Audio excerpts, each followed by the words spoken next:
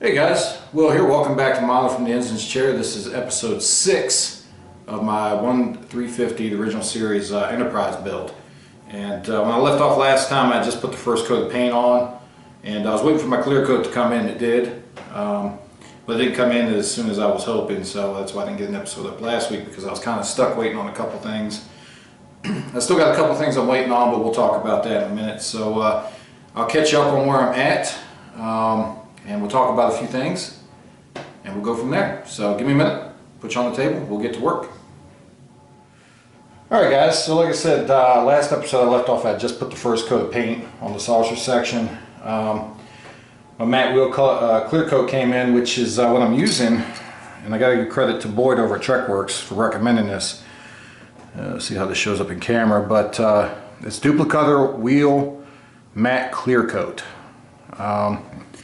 You can buy it from, I actually ordered this off the internet because I couldn't find it at first, but come to find out it's at most of your advanced auto parts.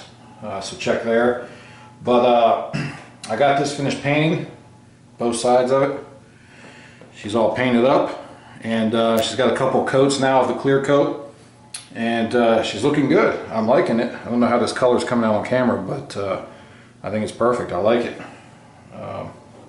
So got the clear coat on. Now somebody had made the comment that they had asked if I was going to gloss it. No, I'm not going to gloss it.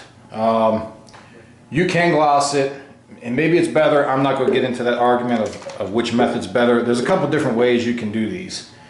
A lot of people like to put a gloss coat to do the decals because it helps with the decals because it's a smoother finish. And but I've never gloss coated. That's not to say you shouldn't. Absolutely give it a try and see if you like it, see if it works better for you. But my point of view is you don't absolutely have to gloss coat the model to do the decals. Matter of fact, the 1350 refit I built 10 years ago had no clear coat on it whatsoever. I did the full Aztec decals, and also did the registry. Everything was done without a clear coat, and to this day you can't see the edge of the decals.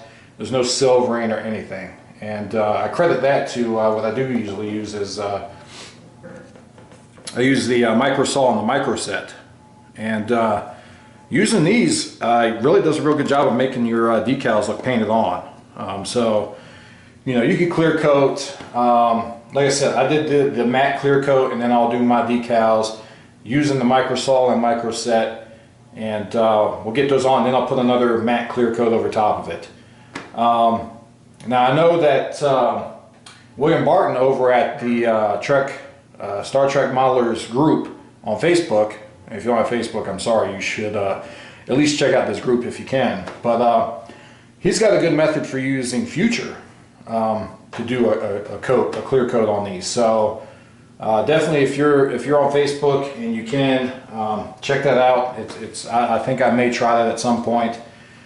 Any way you go, you may run into an issue of you know, your clear coat product not interacting well with your paints. And I got to give credit to James Roy over there, also at the Star Trek Modelers group on Facebook. He had done a test on a couple different clear coats because he was having an issue with some interaction on it. So of course that prompted me to say, well, you know, I don't want to put a clear coat on this without testing it out first. So that's what I did. I took my, this has been my test subject the whole time, and I tried the clear coat out on here, and once I saw that I didn't have any reactions, any negative reactions to it, then I went ahead and I clear coated the model itself. But definitely when you're doing this, whatever method you choose to do, test it out on something first. You don't want to run into an issue where you have some interaction. I think he was having an interaction with the Tamiya primer, and I don't remember if it was the Rust-Oleum paints or something, but he was having an interaction only with that combination. And he tested out a couple things. This is one thing he tested out, and this is the only thing as of so far today that he's tested out and not had an interaction with. And I could say that I used Tamiya primer and Tamiya paint on this. So I can say that this stuff here will not interact negatively with the Tamiya paint and primer. So there you have it. You know, like I said, you know, do whatever method you want. Try out some different ways if you want. But there's no one right or wrong way to do these things. So anyway, that's what my plan is. I put the matte clear coat on it. I'm going to apply the decals with the micro set and micro saw, and then I'll put another matte clear coat over it, and it should be good. Should be looking pretty good. But one issue I did run into, and I'll say this, is so far these decals that Polar Lights gives with this kit are crap. I'll probably try to finish it out with these, but if I have any more issues with these, I'll probably go to get an aftermarket set. Because what the issue I've had is I've been working on my secondary hull, and I'll tell you what the issue was with decals, but leading into that, I'm working on doing my secondary hull. I started filling in the windows with the UV resin that I talked about in my last video and getting those smoothed out. So I can get the Aztec dummy masks put on here and get it primed and painted. But one of the things I have to do before I can put this together is I have to do the hanger bay, which I've got sitting right here that I've been working on. And the first decals I worked with are actually the hanger bay decals, because you've got to put the decals on before you can assemble the hanger bay. Otherwise, there's no way to get in there to do it. So, and I'll see if I can pull this up and show this. I don't know how well this is going to show up. Probably not very well, but pull this light down here. See if we can get some light in there. Nah, you still can't see it very well, but what I'm working on is I've got the decals on there, and the problem I was having though is that the decals were tearing before I'd even get them off the sheet. Not even hardly putting any, not really using any force to get them off. They were sliding off fine, but they were just ripping in half. And so that was becoming an issue. And I'm really hoping now on these larger decals that doesn't become a problem, because these are way more noticeable than the decals inside the shuttle bay. So if I do have any problems, I'll just scrap them, and I'll order an aftermarket set from somewhere. And probably whichever one's Boyd ordered over at Truckworks, I'll have to take a look. But I'm going to try the ones that came with the kit and see if I have the same issues. And if I do, I'll get an aftermarket set.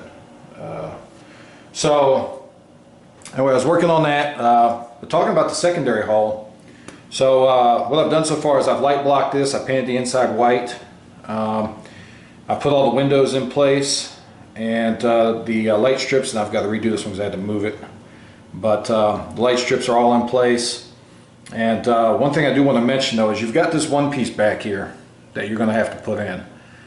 But you're going to want to do your light blocking first, because once you put this in, it's going to be kind of hard to get in there with your paints to light block. So what I recommend is mask off, put this piece in, see where it's making contact. Mask that off, do your light blocking, do your white paint or silver, whatever color you're using, and then put this piece in. Because you want to make sure that you mask that off. You don't want the paint, you want this to have good contact. So, but go ahead and do your mask this off, do your painting, and then put this part in. And then I put the light strips in, and I will say that the light strips are meant to go on these little pads here. I don't know how well it's going to show up on camera, the lighting. But there's pads here you can see when you get the model, and it's meant for these strips to go on those pads. Well, the problem was this pad, this one up here, if I put it on the pad, you've got these windows up front here, and these interior bulkheads, I guess you could say, block the light if you put these where they're supposed to go. So this one here, I actually had to move forward a little bit. It's still partially on the pad. I don't know if you can see that, but so this one I placed a little bit forward to help get the light into these forward windows on each side. And this one I moved forward a little bit too to kind of make up for moving this one forward. And then this one, the last one in the back, I put right on the pad where it's supposed to go. But this one I got to reglue. I had to move it because I accidentally blocked one of my windows. But so I got all the pieces in because I said I was going to use the clear parts for the windows. I did a little bit of light frosting with Tamiya white, and well, you can see that, but you see they're lighting up. They're all lighting up real nice. I've still got to fill these windows from here back in with the UV resin, and then sand those down, and I've still got to do the other half yet too before I'm ready to put this together. But I'm kind of working on that and working on finishing up the shuttle bay at some time, because there's some lighting I've got to do with the shuttle bay that I've got to make sure it's going to fit in here, because there have been some issues with this and the Polar Lights lighting kit with this actually fitting and being able to get the hull to close up. So I might have to work on that a little bit. So that's what I've got working on right now. And my next thing that I'm going to start working on is the warp nacelles themselves. And that's going to take quite a bit of work. There's a lot of flashing. Where the pin injectors are, they leave a nice little stub on there, so I'm going to have to clean all that up. I'll do my black, my white on the inside of these. But I'm waiting on a couple things. I said I was waiting on some stuff. I've got, oh, let me bring this up though before I get into that. Because I was waiting on this last time too. My weathering decals came in for the kit here. And they're really nice decals. I don't think I'm going to use them on this one, and I'll tell you why. I had watched HDA Model Works has a original series 1350 original series build they put out about 7 years ago or so. And what I noticed was I believe he painted his strictly in the XF12J in gray. Well, I've already lightened this up some with the XF2 flat white. So these decals, if you can see, have kind of a white film to them, so they're not completely clear. So when I put these decals on, they're going to lighten that color even more. And since I've already lightened this, I really don't want to do that, because I think that's going to make it too light. So I think I'm going to save these for another build, because this definitely isn't going to be the only original series build I do. Because as I'm going through this, I'm learning so much stuff from it that I'd like to do differently, and so, you know, I'll do another build and I'll use those at that time. But those came in, and I think the only thing I'm waiting on now is I did order, this comes with a shuttle. I haven't glued this together yet. And what I'm thinking about trying to do, and this is the kit shuttle, they leave the back of this open and it's hollow inside. So what I want to try to do is put an SMD in here and see if I can get this lit up in the front where the windows will be. And then my thought is I'll, of course I got to put a resistor on it, but I'll use some magnet wire and twist it together, and I'll see if I can't make that landing, or the magnet wire, twist that together and see if I can't make it look like that. I guess that's supposed to be like an emergency stop hook like they have on jets. One of those hooks on the back that kind of touches the floor, and see if I can't make that look like the land, or the that catch line, and run that in through the floor, and see if I can't light this up and get the windows lit up on. So I'm going to try that. But I did also order some of the Green Strawberry has a set of 4 of these that I just ordered from HDA Model Works. So I should have those next week. And then the other thing I'm waiting on is for this, I'm going on the recommendation of George McGregor. He had replaced the motors that come with the Polar Lights lighting kit, because there's been all kinds of issues with them burning out, with them being really loud.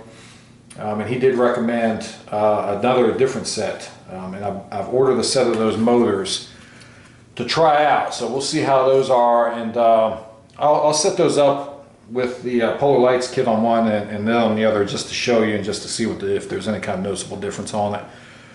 And we'll take a look at that. And so I'm waiting on those motors. They're supposed to be in Tuesday, right along with the tractor beam and photon torpedoes. So, but they're coming in next week, so I should have those for the next episode. And other than that, that's pretty much where I'm at right now.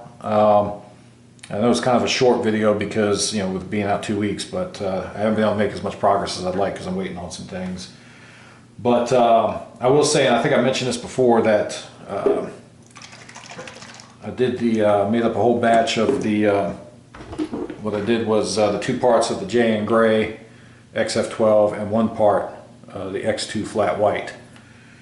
So I've got those, that's all made up. And then what I've been using for my trim color, oh, and I don't know if you can see, let me turn this light off and see if you can see those lights. I'll probably have to turn this other light off too. Hang on 1 second, guys.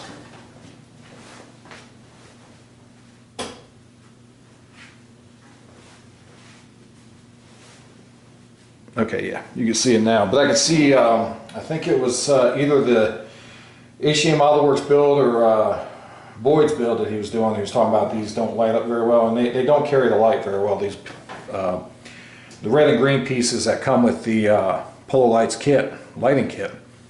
You got to have some low light, kind of like it is now. And I know the camera probably makes it look a little brighter than it is in here, but they do light up.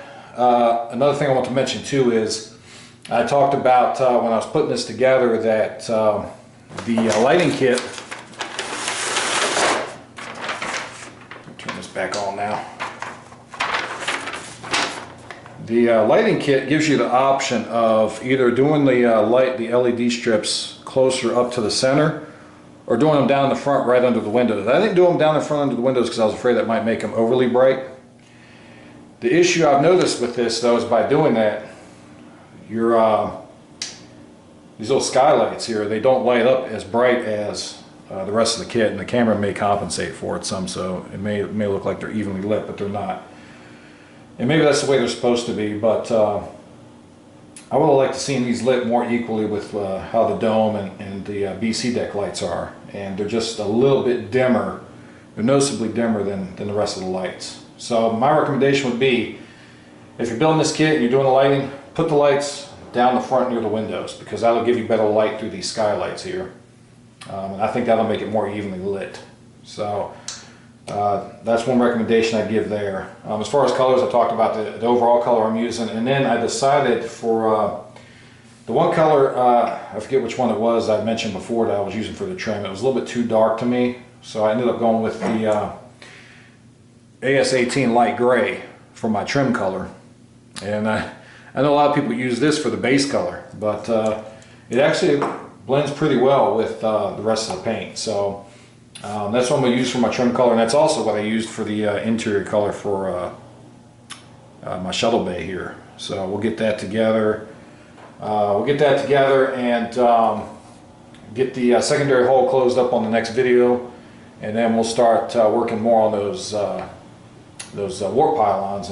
And in the meantime, we're doing some of the decals on here, getting them put in place.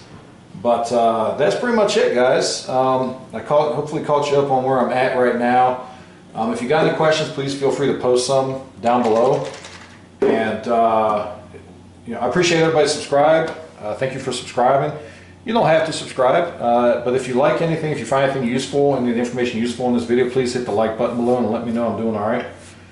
Present some of this information. If there's something that you built one of these and you think people need to know, please put it down below. Let people know, because this is my first one, so I certainly haven't run into all the issues that maybe somebody else has on one of these builds. But anyway, thank you everybody for watching, and until next time, keep modeling.